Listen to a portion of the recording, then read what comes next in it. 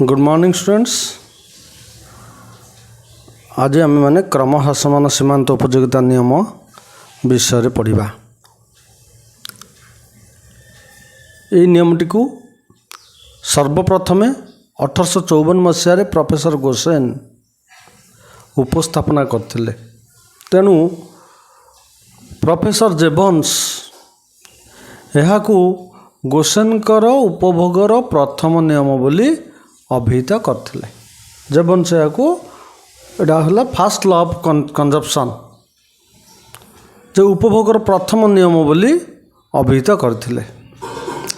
ये नियमटी गोसेन और जेबन्स को व्यतीत आउ को माने यार समर्थक थिले ना बेनहाम मैंगर इत्यादि अर्थशास्त्री मानक द्वारा आलोचित एटा होई अछि। किंतु 1890 मसीह प्रोफेसर आल्फ्रेड मार्शल तांकर विश्व प्रसिद्ध पुस्तक जुगांतकारी पुस्तक से पुस्तकर ना थिला प्रिंसिपल्स ऑफ इकोनॉमिक्स ओडिया रे जाको आमे कहउचंती अर्थनीतिर नियमावली। ए बही रे ए क्रम ह्रासमान सीमांत उपयोगिता सूत्र को विस्तृत विज्ञान सम्मत भावे एटा को वर्णना करथिले।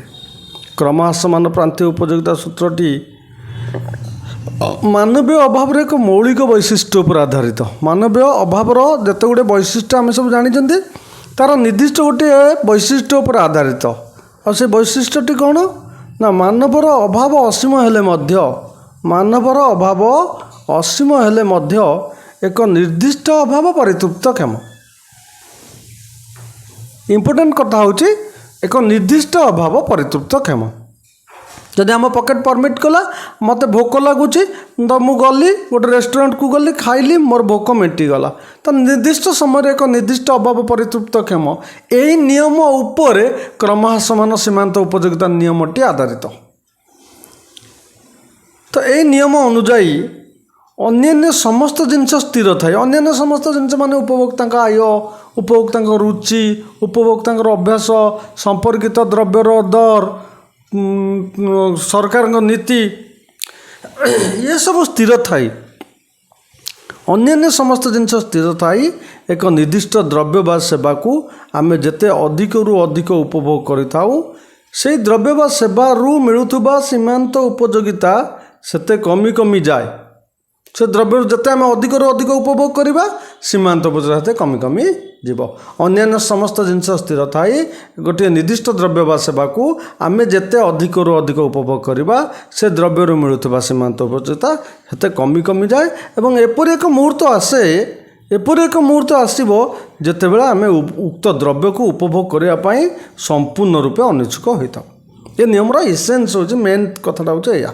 ताको अध्यापक मार्शल तांकर लैंग्वेज रे आमे देखा कौन होची से कहते कौन व्यक्ति निकट में थिबा एक द्रव्यर परिमाण वृद्धि हेले कौन व्यक्ति निकट में थिबा एक द्रव्यर परिमाण वृद्धि हेले से जो अतिरिक्त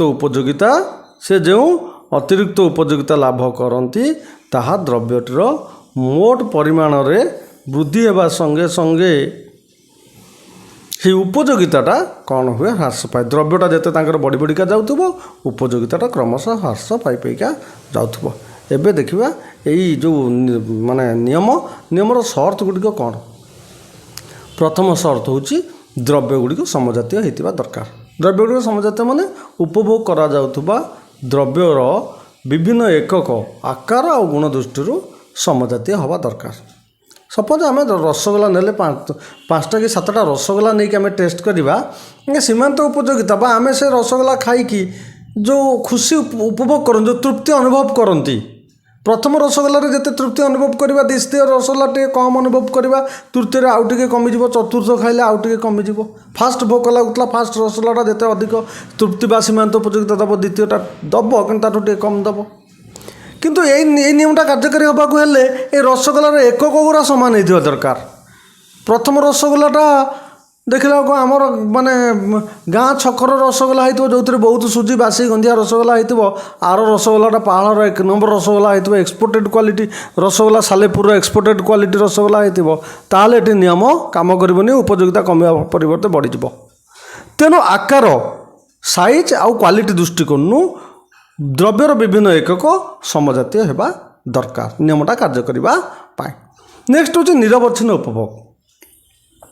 ସପୋଜ ମୁଁ କଫି ପିଇବି, ମୋତେ 4 କପ୍ କଫି ଦିଆଗଲା। ପ୍ରଥମ କପ୍ କଫିରେ ମୁଁ ଯେତିକି ସେ କଫିରେ ସାଟିସ୍ଫାଏ ହେବି, ଦ୍ୱିତୀୟ କପ୍ରେ ଟିକେ କମ୍ ସାଟିସ୍ଫାଏ ହେବି, ତୃତୀୟ କପ୍ରେ ଟିକେ କମ୍ ସାଟିସ୍ଫାଏ ହେବି। କିନ୍ତୁ ଯଦି ଆଜି ଗୋଟିଏ କପ୍ ଦିଆଯିବ, କାଲି ପୁଣି ସନ୍ଧ୍ୟାବେଳକୁ ଗୋଟେ କପ୍ ଦିଆଯିବ, ପରଦିନ ସନ୍ଧ୍ୟାବେଳକୁ ଗୋଟେ କପ୍ ଦିଆଯିବ, ତାହେଲେ କଫିର ଉପଯୋଗିତା ଆଉ କମିବ କି? କମିବ ନାହିଁ, ନିୟମ କାର୍ଯ୍ୟକାରୀ ହେବ ନାହିଁ। ତେଣୁ କରିକି ନିରବଚ୍ଛିନ୍ନ ମୁଁ ସାଙ୍ଗେ ସାଙ୍ଗେ ଇଭେନ୍ ପଏଣ୍ଟ ଅଫ୍ ଟାଇମ୍ରେ ମୁଁ ଯଦି ରସଗୋଲା ଖାଇବି, ସାଙ୍ଗେ ସାଙ୍ଗେ ରସଗୋଲା 5ଟା 7ଟା ଖାଇକି ମୁଁ ଦେଖିବି ଉପଯୋଗିତା କମୁଛି କି ନାହିଁ। ସାଙ୍ଗେ ସାଙ୍ଗେ 5 କପ୍ କଫି ପିଇକି ମୁଁ ଦେଖିବି ଉପଯୋଗିତା କମୁଛି କି ନାହିଁ। ତେଣୁ କରିକି ଉପଯୋଗିତାଟା ଏ ଯେଉଁ କ୍ରମହ୍ରାସମାନ ସୀମାନ୍ତ ଉପଯୋଗିତା ନିୟମଟା ପାଇଁ ସର୍ତ୍ତ ହେଉଛି ଦ୍ରବ୍ୟର ଏକକ ଗୁଡ଼ିକ ନିରବଚ୍ଛିନ୍ନ ଭାବେ ଉପଭୋଗ କରାଯିବା ଉଚିତ। ନିରବଚ୍ଛିନ୍ନ ଭାବେ ଉପଭୋଗ କରାଯିବା ଉଚିତ। ତାପରେ ଅପରିବର୍ତ୍ତିତ ଆଦ୍ୟାବସ୍ଥା। ଏହି ନିୟମର ପ୍ରଚଳନ ପାଇଁ ଅନ୍ୟ ସମସ୍ତ କାରଣ ସେଟା ଅନ୍ୟ ସମସ୍ତ କାରକ ଯଥା ଖାଉଟିକ ଆୟ, ଖାଉଟିକ ଅଭ୍ୟାସ, ଖାଉଟିକ ରୁଚି, ଦ୍ରବ୍ୟର ସମ୍ପର୍କିତ ଦ୍ରବ୍ୟର ଦର, ଦ୍ରବ୍ୟର ନିଜର ଦର ଇତ୍ୟାଦି ସ୍ଥିତାବସ୍ଥା ବଜାୟ ରଖିବା ଆବଶ୍ୟକ। ଏବଂ ଲାଷ୍ଟ ପଏଣ୍ଟ ହେଉଛି ଦ୍ରବ୍ୟର ଯଥାଯୋଗ୍ୟ ଆକାର। ଦ୍ରବ୍ୟର ଆକାରଟା ଯଥାଯୋଗ୍ୟ ହେବା ଦରକାର। ରସଗୋଲା ମାନେ ରସଗୋଲା ସାଇଜ୍ଟା ହେବା ଦରକାର। ତାକୁ ଗୋଟେ ବୁନ୍ଦି ସାଇଜ୍ର ଟିକି ରସଗୋଲା କରିକି ଯଦି ଆମେ କହିବା ମୁଁ 5ଟା ରସଗୋଲା ଖାଇନି, କାହିଁ ସୀମାନ୍ତ ଉପଯୋଗିତା ଜାଣିପାରୁନାହିଁ, ସେଠି ନିୟମ କାମ କରିବ ନାହିଁ। ସେ କହୁଛି ଉପଭୋଗ କରାଯାଉଥିବା ଦ୍ରବ୍ୟର ଆକାର ଉପଯୁକ୍ତ ହେବା ବିଧେୟ।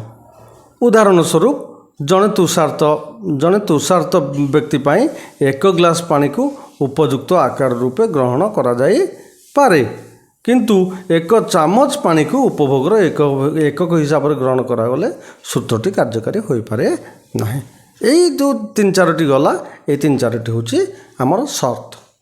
ତାପରେ ଆମେ ନିୟମଟିକୁ ବର୍ତ୍ତମାନ ବ୍ୟାଖ୍ୟା କରିବା। এই নিয়মটিକୁ ପ୍ରଥମେ ସାରଣୀ ମାଧ୍ୟମରେ ପ୍ରକାଶ କରାଯାଉଛି। ରସଗୋଲା ମନେକର 7ଟି ରସଗୋଲା ଅଛି।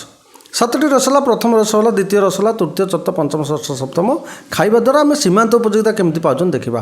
ନା ପ୍ରଥମ ରସଗୋଲା ଖାଇଲେ ସୀମାନ୍ତ ଉପଯୋଗିତା 10, ଦ୍ୱିତୀୟରେ 8, ତୃତୀୟରେ କମିଗଲା ଆଉ ଟିକେ କମିଗଲା 6, ଚତୁର୍ଥ ଖାଇଲେ ଆଉ ଟିକେ ସୀମାନ୍ତ ଉପଯୋଗିତା କମିଗଲା 4, ପଞ୍ଚମରେ ଆଉ ଟିକେ ସୀମାନ୍ତ ଉପଯୋଗିତା ବା ତୃପ୍ତି କମିଗଲା 2, ଷଷ୍ଠ ଖାଇଲି ଆଉ ପ୍ରାୟ ଇଚ୍ଛା ନାହିଁ କହିଲେ ଚଳିବ ତ 0, ସପ୍ତମ ଖାଇବା ଦ୍ୱାରା ମୋତେ ବାନ୍ତି ଲାଗୁଛି, ତାମାନେ -2।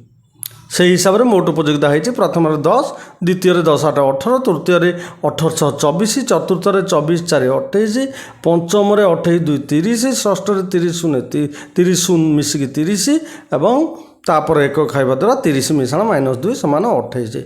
ତେଣୁ ଉପରୋକ୍ତ ସାରଣୀରୁ ଜଣାପଡ଼େ ଯେ ଯେତେବେଳେ ଜଣେ ଉପଭୋକ୍ତା କ'ଣ କରୁଛି ନା ଅଧିକରୁ ଅଧିକ ରସଗୋଲା ଖାଇଥାଏ, ଏହାର ସୀମାନ୍ତ ଉପଯୋଗିତା କ'ଣ ହୋଇଥାଏ? ହ୍ରାସ ପାଇଥାଏ। କିନ୍ତୁ ସୀମାନ୍ତ ଉପଯୋଗିତା 0 ବେଳେ ମୋଟ ଉପଯୋଗିତା ସର୍ବାଧିକ ହୋଇଥାଏ। ସୀମାନ୍ତ 0 ବେଳେ ମୋଟ ଉପଯୋଗିତା 30 ହେଇଛି, ଯାହାକି ସର୍ବାଧିକ। ସେହିପରି ଯେତେବେଳେ ସୀମାନ୍ତ ଉପଯୋଗିତା ଋଣାତ୍ମକ ହୋଇଥାଏ, ସେତେବେଳେ କ'ଣ ହୁଏ ନା ମୋଟ ଉପଯୋଗିତା କ'ଣ ହୁଏ? ହ୍ରାସ ପାଏ, କମେ। ଦେଖ 30 ଥିଲା ହାଇଏଷ୍ଟ, ଏବେ 28 ହେଇଗଲା। କେତେବେଳେ? ନା ଯେତେବେଳେ ସୀମାନ୍ତ ଉପଯୋଗିତା -2 ହେଇଗଲା, ମୋଟ ଉପଯୋଗିତା ସେଟା ହ୍ରାସ ପାଇଲା। ଏହାକୁ ନିମ୍ନ ରେଖାଚିତ୍ର ମାଧ୍ୟମରେ ପ୍ରକାଶ କରାଯାଇପାରେ। ଦେଖ କେମିତି ରେଖାଚିତ୍ର। ଓ ଏକ୍ସ ଆକ୍ସିସ୍ ଓ ୱାଇ ଆକ୍ସିସ୍, ଓ ଏକ୍ସ ଆକ୍ସିସ୍ ରସଗୋଲାର ଏକକ, ୱାଇ ଆକ୍ସିସ୍ରେ ସୀମାନ୍ତ ଉପଯୋଗିତା। ପ୍ରଥମ ଏକକ ରସଗୋଲା ଖାଇଲେ 10 ପାଇଲେ, ଦ୍ୱିତୀୟ 8, ତୃତୀୟ 6, ଚତୁର୍ଥ 4, ପଞ୍ଚମ 2, ଷଷ୍ଠ 0, ସପ୍ତମ -2 ଏବଂ ସମସ୍ତ ବିନ୍ଦୁକୁ ଯୋଡ଼ିବା ଦ୍ୱାରା ମୁଁ MU ରେଖା ପାଇଲି। ଆଉ ଏଇ MU ରେଖାଟି ହେଉଛି ସୀମାନ୍ତ ଉପଯୋଗିତା ରେଖା। ହେଉଛି ଅଙ୍କିତ ରେଖାଚିତ୍ରରେ MU ରେଖାଟି କ୍ରମହ୍ରାସମାନ ସୀମାନ୍ତ ଉପଯୋଗିତା ରେଖାକୁ ସୂଚାଉଅଛି।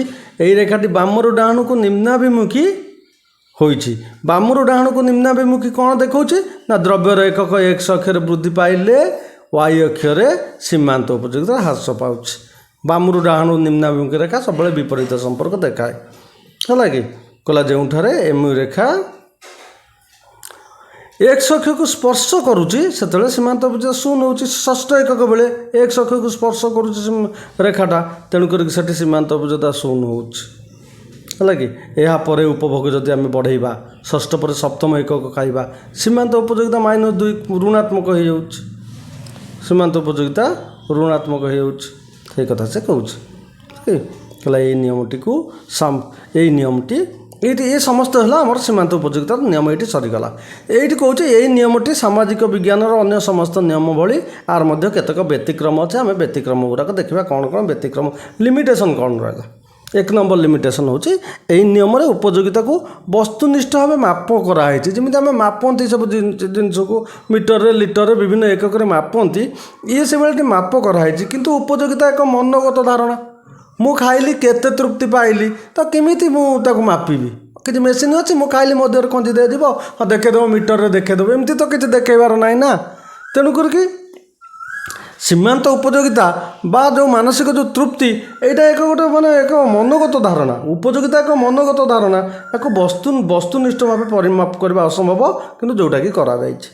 2 नंबर कौच यही नियमटी उपभोक्ता रुचि रीति आय अभ्यास सब स्थिर रही था बोली स्वाभाविक रही था बोली से अर्थ ग्रहण करा जाई थाए किंतु वास्तव क्षेत्र में एमाने द्रुत परिवर्तनशील उपभोक्ता आय अभ्यास रुचि नीति संपर्कित द्रव्य दर द्रुत परिवर्तनशील किंतु सर्त धराई स्थिर रहिबो। तापर यही नियमटी अस्वाभाविक व्यक्ति यथा कवि दार्शनिक मद्यप एंक केस्रे एटा काम करिबो नाही से भली अस्वाभाविक व्यक्ति मान क्षेत्र में काम करिबो नाही। जने कवि जेते देखुथिबे तांको चिलिका को चल जिवे से जेते देखुथिबे ताको सेते सुंदर लागुथबो एटी उपयोगिता कमिबो नाही। आमे जदि बारंबार जाआंती ताने सेटी हुएत आम पई उपयोगिता कमि जाए बारंबार जाई बोर हो जिबा किंतु जने कवि जने दार्शनिक जने मद्यप जने पागल तांको पाखरे सीमांत उपयोगिता काम करिबो नाही।